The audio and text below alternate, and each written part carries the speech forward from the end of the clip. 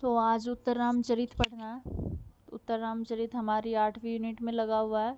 तो चलो करते। कवि का परिचय भी लगा हुआ है। उत्तर रामचरित भवभूति ने लिखा है। तो भवभूति का जो परिचय है वो हमारे 7वीं यूनिट में लगा हुआ है और उत्तर रामचरित 8वीं यूनिट में लगा हुआ है। तो चलो करते हैं। तो कवि परिचय है। कवि परिचय है उत्तर रामचरित महाकवि भवभूति, जो मीमांसक हैं। भवभूति मीमांसक माने जाते हैं। भवभूति विरचित है क्योंकि इनके जो गुरु है ना वो कुमारिल भट्ट हैं और कुमारिल भट्ट मीमांसक मत के हैं, तो इसलिए ये भी मीमांसक हैं। तो उत्तर रामचरित महाकवि भवभूति द्वारा विरचित है। महाकवि भवभूति की अन्य 2 रचनाएं भी मिलती हैं। एक है मालती माधवम और एक है महावीर चरितम। अपने परिचय के संबंध में महाकवि ने अपने ग्रंथों में ज़्यादा नहीं लिखा है, किंतु यत्र तत्र जो अंश उल्लेख मिलते हैं उनके अनुसार ये कान्यकुब्ज नरेश यशोवर्मन के आश्रित रहते थे। कान्यकुब्ज के कोई नरेश है, राजा यशोवर्मन, उन्हीं के आश्रित थे ये। इनका जन्म स्थान विदर्भ देश के अंतर्गत पद्मपुर नामक नगर में हुआ था। ये कश्यप गोत्रीय थे। एक बार प्रश्न आया था कि भवभूति कौन से गोत्र के हैं, तो कश्यप गोत्र हैं। कृष्ण यजुर्वेद की तैत्तिरीय शाखा को मानने वाले थे। श्री नीलकंठ इनके पिता का नाम है और जतुकर्णी इनकी माता का नाम है। श्री भट्ट गोपाल इनके पितामह थे। पिता के नाम के आधार पर श्रीकंठ इनकी उपाधि थी और भवभूति इनका मूल नाम था। ऐसा लिखा मिलता है, श्रीकंठ पदलांछनो भवभूति नाम है, अर्थात श्रीकंठ नाम की इनकी उपाधि और भवभूति इनका नाम है। भवभूति लोगों में ज्ञान निधि के नाम से भी प्रसिद्ध थे क्योंकि इनके गुरु का नाम ज्ञान निधि था।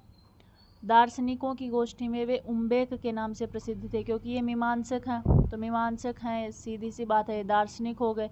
तो दार्शनिकों की जो गोष्ठी समूह विद्वानों की गोष्ठी में इनको उम्बेक के नाम से जाना जाता था। वेद तथा दर्शन के प्रकांड पंडित भवभूति कुमारिल भट्ट के शिष्य थे। कलहण की राज तरंगिणी के अनुसार इनका समय 650 से लेकर के 750 ईस्वी के मध्य का माना जाता है। भवभूति मूलतः नाटककार थे। इनकी रचनाओं में मालती माधव विशाल प्रकरण ग्रंथ है जो 10 अंकों में लिखा गया है। ये जो प्रकरण ग्रंथ है वो 10 अंकों का है, श्रृंगार रस से लिया गया है। और दूसरी कृति महावीर चरित है, उसमें भी 7 अंक हैं। जिस प्रकार से उत्तर रामचरित में 7 अंक हैं, वैसे ही इसमें भी 7 ही अंक हैं। यहाँ पर महावीर जो लिया गया है, महावीर शब्द का यहाँ पे प्रयोजन है राम से, तो राम का चरित्र चित्रण ही है। और ये सारे नाटक वीर रस प्रधान नाटक हैं, ठीक है। तो वीर रस इसका अंगी रस है। आगे है उत्तर रामचरित का विषय। उत्तर रामचरित महाकवि भवभूति की अनुपम कृति है। 7 अंक का यह नाटक रामायण का उत्तरार्ध भाग है क्योंकि इसमें सीता के वाल्मीकि आश्रम चले जाने के बाद की घटनाएं हैं, लव कुश के जन्म इत्यादि के बारे में वर्णन है। तो ये सारा जो है वो रामायण का उत्तर कांड में ही वर्णित है, तो इसलिए उत्तर भाग माना जाता है रामायण का। इसलिए इस नाटक का नाम भी उत्तर रामचरित है। इसीलिए इसका नाम उत्तर रामचरित सार्थकता को प्राप्त करता है। इसमें भगवान श्री राम के वन लौटने के बाद से राज्याभिषेक और सीता मिलन तक की संपूर्ण कथा प्रदर्शित है। महर्षि वाल्मीकि कृत रामायण की कथा में सीता के पाताल गमन की समाप्ति के कारण वह नाटक दुखांत है, किंतु उन्होंने नाट्य परंपरा का अनुसरण करते हुए इसे सुखांत बनाया है। क्योंकि जब कोई भी कवि नाटक लिखता है तो उनको एक शर्त फॉलो करनी पड़ती है कि जो भी नाटक लिख रहा है वो नाटक दुखांत न हो, मतलब उसका अंत हो वो दुखपूर्वक नहीं होना चाहिए, उसका सुखांत होना चाहिए। तो रामायण में तो सजीवता का वर्णन है, मतलब ऐतिहासिक घटना है, इसलिए रामायण में तो सीधा सीधा लिखा गया कि सीता का अंत में पाताल गमन हुआ था। लेकिन ये नाटक की परंपरा को फॉलो करते हुए ऐसा लिखते हैं कि राम और सीता का अंत में मिलन हो गया था। तो ऐसा करके इन्होंने सुखांत नाटक बनाया है। नाटक पर पद्म पुराण में वर्णित रामकथा का प्रभाव दिखता है। पद्म पुराण के अंतर्गत जो रामकथा मिलती है वही नाटक में उसका प्रभाव दिखता है, तो पद्म पुराण भी इसकी उपजीव्यता है। उत्तर रामचरित। रामस्य चरितम रामचरितम षष्ठी तत्पुरुष समास, अर्थात राम का जो चरित्र है जिसमें वो रामचरित है।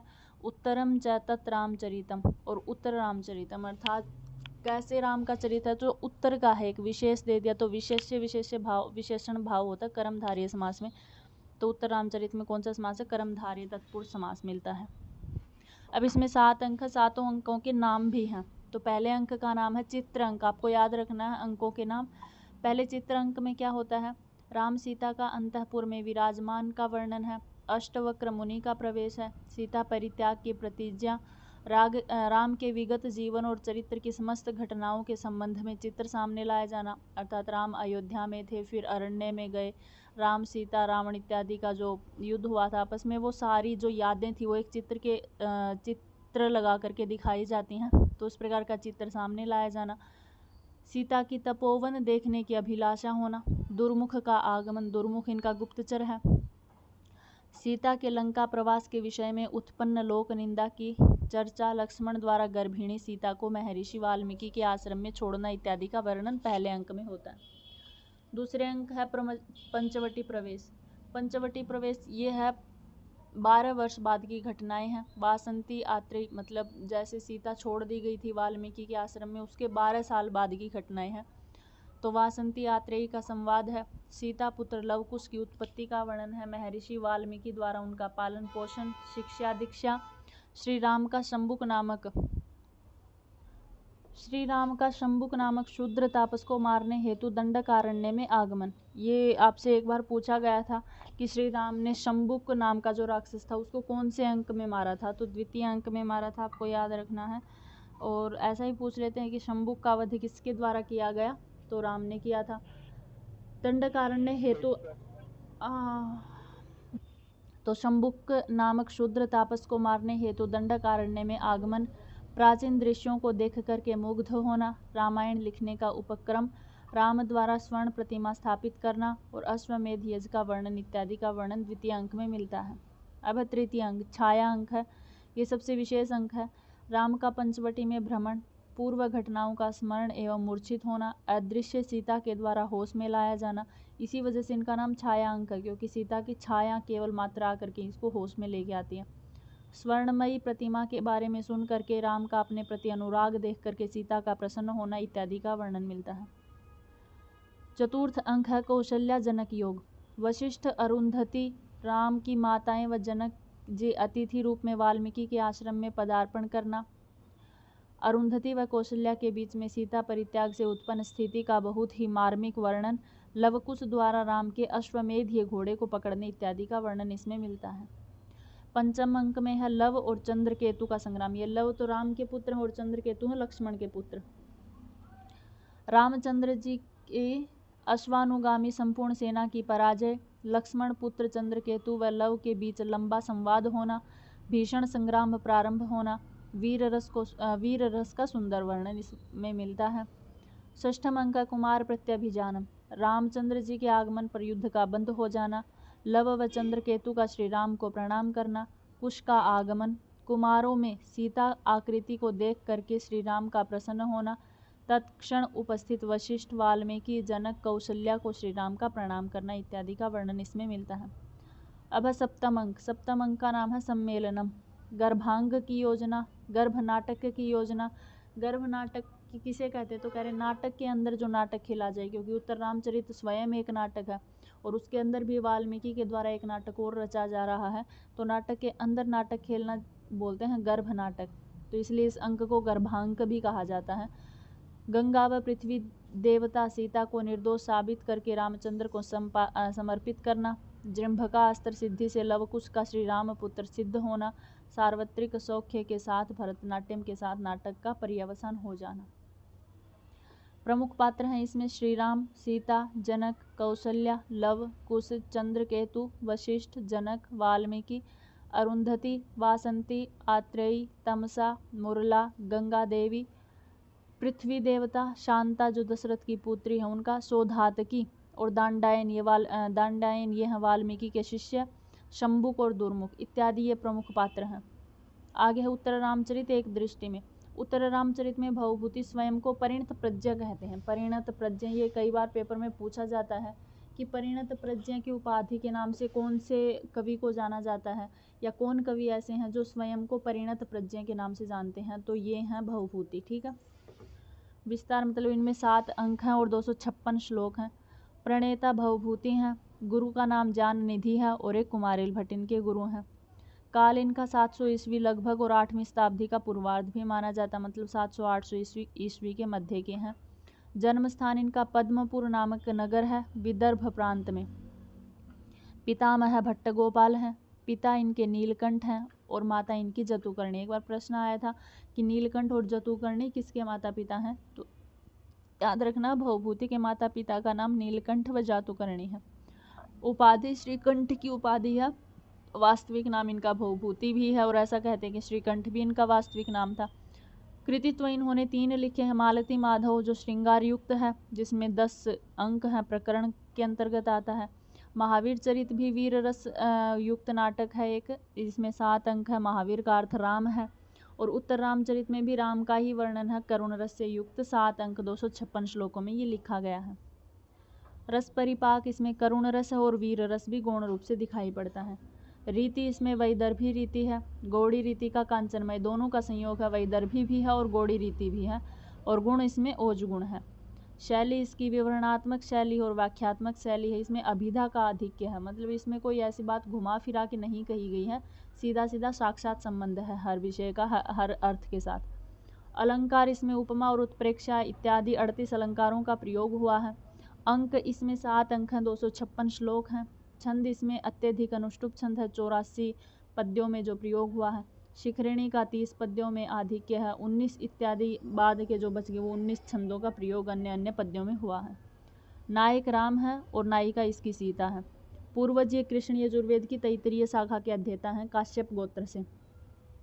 इनके काव्य का प्रकार नाटक है, क्योंकि उत्तर रामचरित एक नाटक है। उपजीव्य रामायण के उत्तरकांड से लिया गया 42 अध्याय से लेकर के 97 अध्याय तक, और पद्म पुराण का प्रभाव भी दिखता है। तो रामायण का उत्तरकांड और पद्म पुराण दोनों इसके उपजीव्य हैं। अब इसमें है कुछ प्रमुख सूक्तियाँ। प्रमुख सूक्तियाँ हैं, यम ब्राह्मणम इयम देवी वागवश्यानुवर्तते। अगर भगवती जो सरस्वती है, वशीभूता स्त्री के सदृश हमेशा अनुगमन करती है, विद्वानों का अनुगमन करती है। अर्थात जो सरस्वती होती है वो किसके पीछे रहती है, विद्वानों के, क्योंकि विद्वान विद्या को समझते हैं। तो जिस प्रकार से एक वशीभूत स्त्री अपने पति के पीछे उनका अनुगमन करती है या वशपूर्वक होकर के उनके पीछे अनुगमन करती है, उसी प्रकार से सरस्वती भी विद्वानों का अनुगमन करती है। तो यम ब्राह्मणम यम देवी, अर्थात ये जो देवी सरस्वती है वो ब्राह्मणम यम अर्थात ब्राह्मण लोगों का, विद्वान लोगों का, वागवश्यानुवर्तते वाणी के साथ साथ उसका अनुवर्तन करती रहती है। ठीक है, मतलब उन्हीं के वाणी के वशीभूत रहती है। हम ऐसा बोलते हैं कई बार कि विद्वानों की वाणी में तो सरस्वती विराजमान होती है, तो जो ऐसे ही सरस्वती जो है वो विद्वानों की वाणी में हमेशा उसके वाग का अनुवर्तन करती रहती है, एक वशीभूता होकर के। आगे है ऋषिणाम पुनर्आद्यानाम, ये आया हुआ था 2019 में ऊपर वाला। आगे है ऋषिणाम पुनर्आद्यानाम वाचम अर्थोनुधावती, ये सूक्ति भी बहुत बार आती है कि ऋषिणाम जो ऋषि लोग होते हैं, अर्थात जो वैदिक ऋषि होते हैं, विद्वान जो लोग होते हैं, पुनर्आद्यानाम वाचम अर्थोनुधावती, उनका जो अर्थ होता है किसी भी वाक्य का, किसी भी शब्द का जो अर्थ निकलता है वो अनुधावती, वो स्वयं उनका अनुसरण करता है।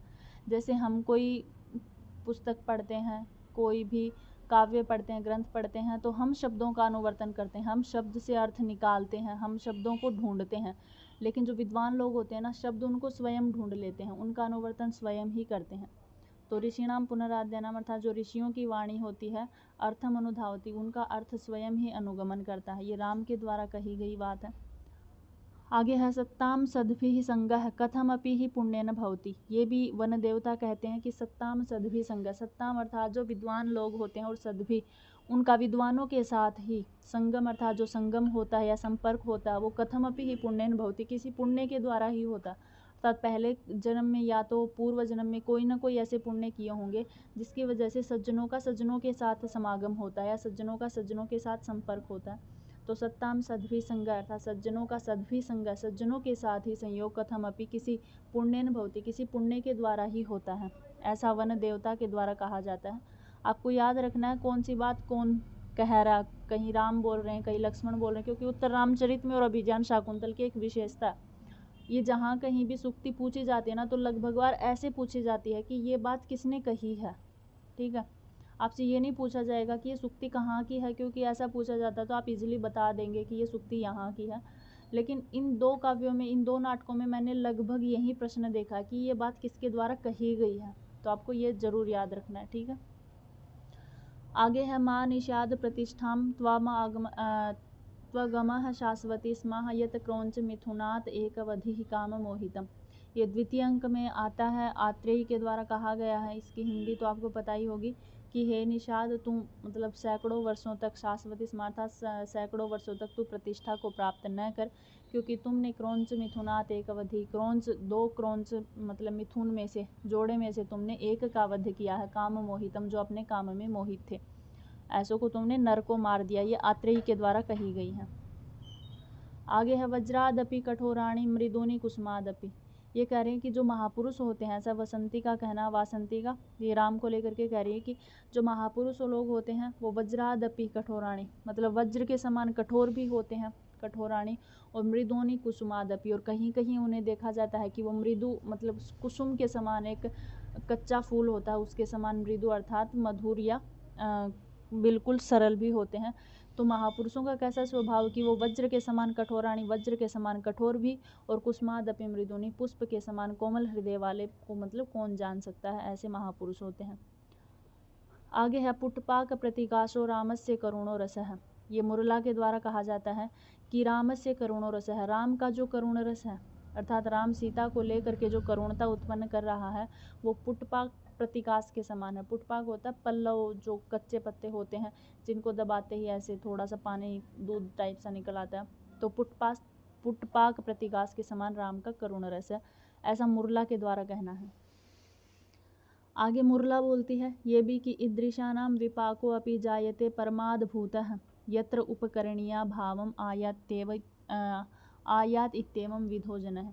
ये कह रहे कि ईदृशानां विपाको, ईदृशान इस प्रकार का जो प्रेम होता है वो परमाद अद्भुतः जायते, परम अद्भुत होता है, कि जिसको मिलाने में, यत्र उपकरणीयम मतलब जिसको मिलाने में, या जिन दो प्रेम को मिलाने में, आयातम इत्येव विधो जनः मतलब इस प्रकार के लोगों का हाथ होता है। जैसे राम और सीता को मिलाने में ऋषियों का हाथ था, गंगा, वासंती, आत्रेय, सारी नदियों का हाथ जिसके अंतर्गत है, पृथ्वी स्वयं का हाथ, पृथ्वी स्वयं ऐसा चाहती है कि राम और सीता का मिलन हो।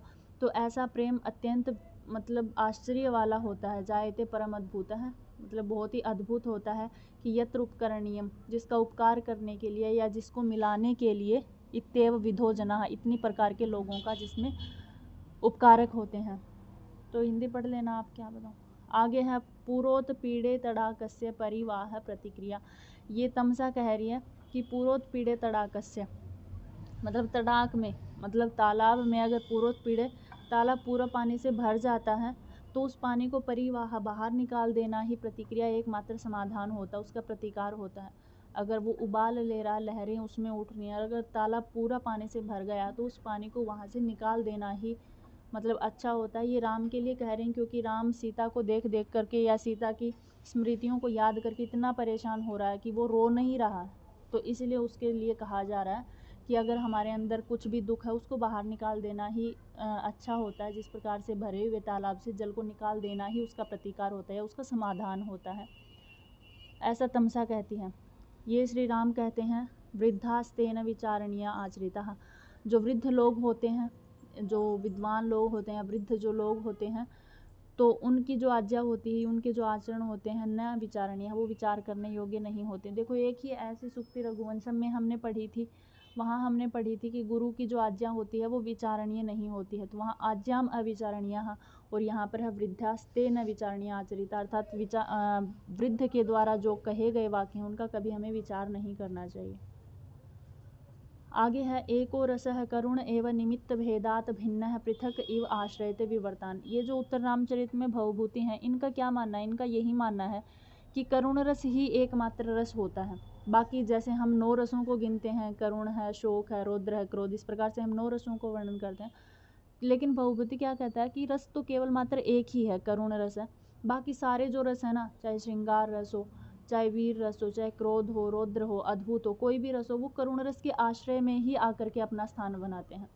तो यही कह रहे हैं, तमसा के मुख से कहलवा रहे हैं ये बात कि एको रस है करुण एवं, ये जो रस होता है वो केवल मात्र एक ही है, करुण मात्र एक रस होता है। निमित्त भेदान, वो किसी निमित्त से, मतलब वहाँ पर अगर उसको अगर वीर के निमित्त कार्य करना पड़ रहा है तो वीर रस उसके अधीन आ जाएगा, श्रृंगार रस के निमित्त कार्य करना पड़ रहा है तो श्रृंगार करुण के अंतर्गत आ जाएगा। तो निमित्त भेदात, किसी निमित्त से या किसी कारण के भेद से पृथक पृथक इव आश्रय थे, ये बार बार किसी और का आश्रय लेता रहता है। ठीक है। ये सूक्ति भी आई हुई है। गुणः पूजा स्थानम गुणेषु न च लिंगम न च वयः, अर्थात गुणः जहाँ हम गुणों की पूजा करते हैं, गुणः पूजा स्थानम अर्थात जहाँ पर गुणियों की पूजा का स्थान है, वहाँ केवल मात्र गुणेषु गुणों को ही देखना चाहिए। अगर हम किसी के गुणों की पूजा कर रहे हैं तो गुणियों में केवल मात्र गुणों की ही पूजा होती है, न लिंगम, न तो उसका कोई लिंग देखा जाता है कि ये स्त्री है या पुरुष है या नपुंसक है, किसी भी प्रकार का कोई लिंग भी नहीं देखा जाता। और न च वयः, और न ही किसी की आयु देखी जाती है कि 12 साल का, 15 साल का, 28 साल का, किसी प्रकार से। तो केवल मात्र जहाँ पर गुणियों की पूजा की जाती है वहाँ पर गुणों को ही आश्रय दिया जाता है, वहाँ पर न तो किसी का लिंग देखा जाता है और न वयः, न किसी की अवस्था देखी जाती है, ऐसा अरुंधति का कथन है। आगे चंद्रकेतु कहते हैं तेजसः तेजसी साम्यतु। तेजस, जब लव और चंद्रकेतु का आपस में युद्ध होता है तब वो कह रहे हैं कि तेजसी, तेज में ही साम्यतु विलीन हो जाए, क्योंकि उधर से चंद्रकेतु तेजस्वी है, इधर से लव भी तेजस्वी वीर है, तो इसलिए कह रहे हैं तेज में ही विलीन हो जाए। आगे है सुमंत्र। सुमंत्र था जैसे राम का सारथी था, तो जब वो लव को देखता है, कुश को देखता है, तो उसमें लव और कुश में उनकी सीता की उसकी आकृति उनको नज़र आती है, ऐसा लगता है कि जैसे ये सीता और राम के पुत्र हों। तो सुमंत्र ऐसा बोलता है कि मतलब कि सीता और राम तो 12 साल पहले ही अलग हो गए हैं, तो फिर इनके पुत्र कहाँ से आ सकते हैं। तो इसीलिए इन्होंने एक सूक्ति बना करके कही है कि लतायाम पूर्व लूनायाम प्रस्व से उद्भव कुतः, अर्थात जिस लता को पूर्व लूनायाम पहले ही तोड़ दिया गया है, क्योंकि राम और सीता का पहले ही मिलन मतलब कि अलग हो गए हैं, वो विरह हो गया है, तो इसलिए कह रहे हैं कि लतायाम पूर्व लूनायाम, जिस लता को पूर्व मतलब पहले से ही लूनायाम छिन्न कर दिया गया है या अलग कर दिया गया है, उस लता में प्रस्व उद्भव कुतः, यहाँ वहाँ पर फूल खिलना या फूल विकसित होना कुतः कहाँ से होगा। तो जिस पूर्व से छिन्न हुई लता में प्रसून की उत्पत्ति कहाँ से हो सकती, ऐसा सुमंत्र का कथन है। आगे लव कहते हैं ताम चाप्यतराम मातरम मंगलानाम धेनु धीरा सुनृताम वाचमाहु।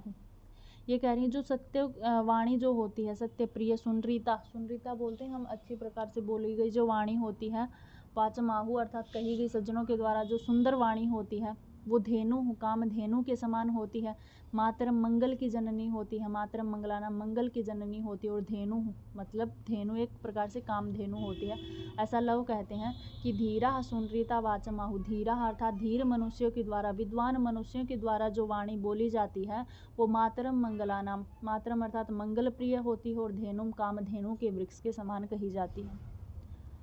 आगे लव कहते हैं महाद अर्घस तीर्थानाम इव ही महताम को अपि अतिशय है, अर्थात तीर्थों के समान महान जो लोग होते हैं, मतलब महान जो लोग होते हैं वो किस प्रकार से होते हैं, तो तीर्थानाम, जिस प्रकार से तीर्थों का जल या तीर्थों से लाई हुई कोई भी वस्तु होती है वो जिस प्रकार से आदरणीय होती है, मूल्यवान होती है, उसी प्रकार से महान जो लोग होते हैं, महत्ताम महान अर्थात महत्ता को धारण करने वाले महान धीर विद्वान जो होते हैं वो तीर्थों के बहुमूल्य वस्तु के समान ही होते हैं।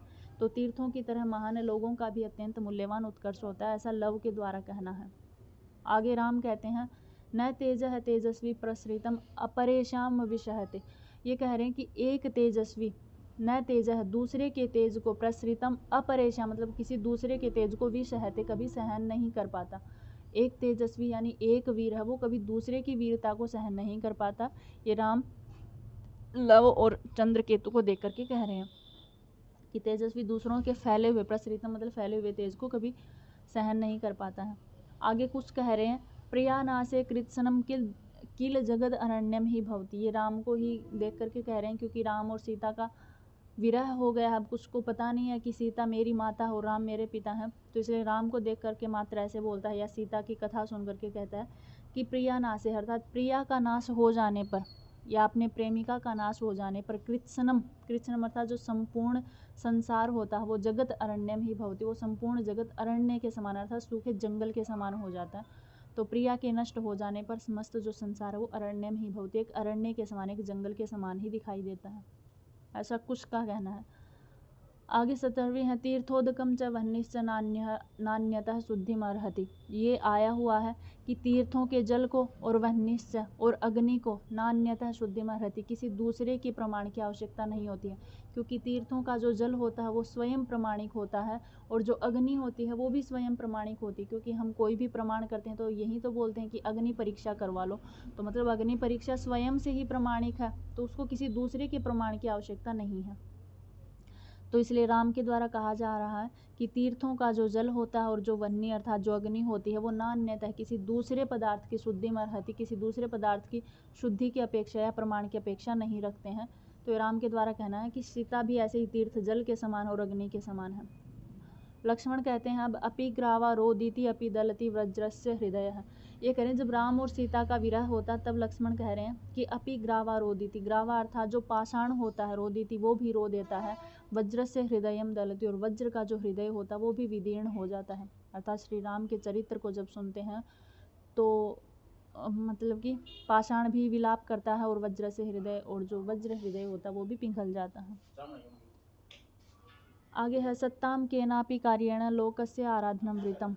ये राम कहते हैं क्योंकि राम ने सीता का परित्याग क्यों किया था, क्योंकि लोक में निंदा फैल गई थी और लोक को संभालने के लिए लोक का पिता था राम, तो इसीलिए यही कह रहे कि सत्ताम केनापि कार्येण, जो सज्जन लोग होते हैं, जो अच्छी प्रकार के लोग होते हैं, वो केनापि कार्येण कोई भी कार्य करते हैं वो केवल मात्र लोकस्य आराधना व्रतम, लोक के आराधना व्रत रूपी को ध्यान में रख करके ही करते हैं।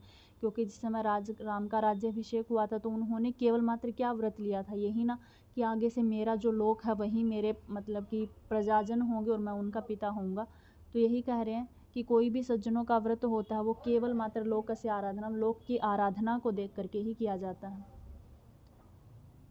आगे अरुंधति ऐसा बोलती है, पुरंधरेणाम चित्तम कुसुमम सुकुमारम ही भवति। अर्थात कुलंगनाएं जो होती है, पुरंधरेणाम अर्थात जो कुल की स्त्रियां होती हैं उनका जो चित्त होता है वो कुसुम सुकुमारम ही भवति, कुसुम के समान या पुष्प के समान सुकुमारम ही भवति, सुकुमार होता है। तो ऐसी सीता का मन है। आगे है चंद्रकेतु लव एक दूसरे को उद्देश्य करके कह रहे हैं ये बात अपने मन में कि वीराणाम समयो ही दारुण रसः स्नेह क्रमम बाधते। अर्थात वीरता का जो समय होता है अर्थात युद्ध समय जो होता है वो करुण रस या स्नेह की परिपाटी को बांधने वाला नहीं होता है। युद्ध में ये नहीं देखा जाता कि ये मेरा भाई है, ये मेरा चाचा है, ये मेरा ताऊ, ऐसा नहीं देखा जाता है। क्योंकि वीरता के जो समय वीरों का जो आचरण होता है वो न तो दारुण मतलब किसी करुण की या किसी श्रृंगार अर्थात स्नेह इत्यादि के क्रम को बांधने वाला होता है। आगे है कुछ कह रहे हैं सीता की उत्कर्ष को बढ़ाने के लिए कि प्रिया तु सीता रामस्य द्वारा पितृकृता इति गुणैः उपगुणैश्च अपि प्रतिभूयो अपि वर्तते।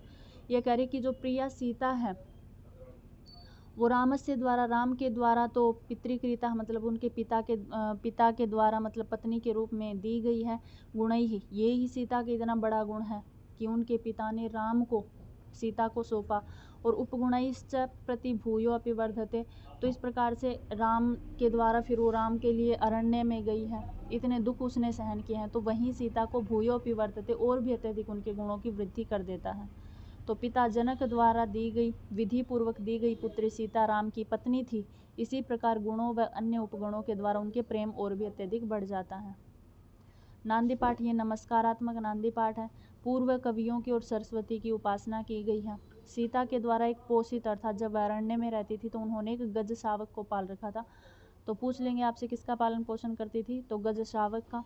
आपसे कई बार पूछा गया कि कौन सा नाटक विदूषक के रहित है, तो उत्तर रामचरित इसमें कोई विदूषक नहीं है, क्योंकि अभिज्ञान शाकुंतल है उसमें माधव्य नाम का विदूषक पाया जाता है। रत्नावली में भी वसंतक है और इसी प्रकार से स्वप्न वासवदत्ता नाटक है उसमें भी वसंतक है। मुद्रा राक्षस में कोई विदूषक नहीं है। उसी प्रकार से उत्तर रामचरित नाम का जो नाटक है उसमें भी कोई विदूषक नहीं है।